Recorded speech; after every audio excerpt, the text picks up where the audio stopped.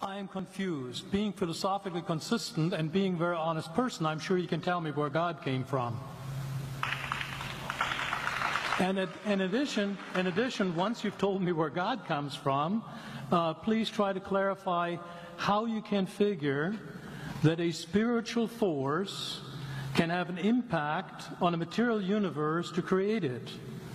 I think that some years ago we already talked about that kind of thing in philosophical circles at any rate, by posing the question, if angels are made of spiritual matter and a pen is made of material matter and spiritual matter displaces no space, how many angels can dance on the tip of a pen?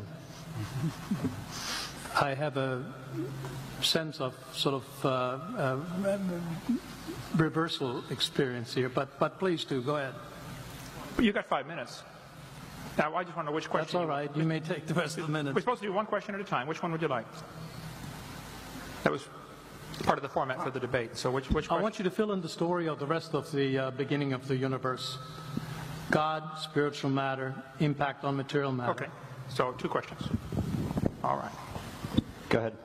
All right, your question, where did God come from, assumes that you're thinking of the wrong, obviously it displays that you're thinking of the wrong God, because the God of the Bible is not affected by time, space, or matter. If he's affected by time, space, or matter, he's not God.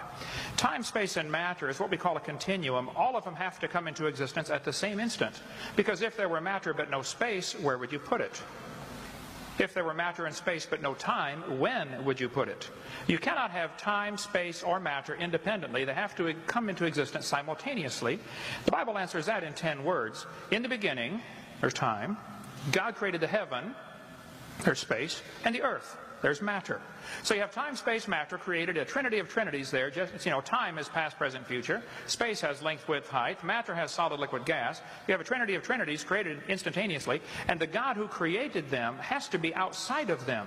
If he's limited by time, he's not God. The guy who created this computer is not in the computer. He's not running around in there changing the numbers on the screen, okay? The God who created this universe is outside of the universe. He's above it, beyond it, in it, through it. He's unaffected by it. So the concept that a spiritual force cannot have any effect on a material body, well then I guess you'd have to explain to me things like emotions and love and hatred and envy and jealousy and rationality.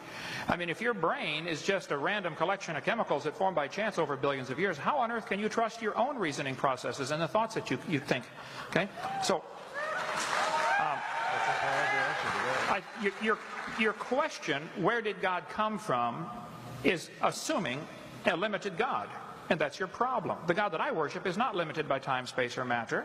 If I could fit the infinite God in my 3-pound brain, he would not be worth worshiping, that's for certain.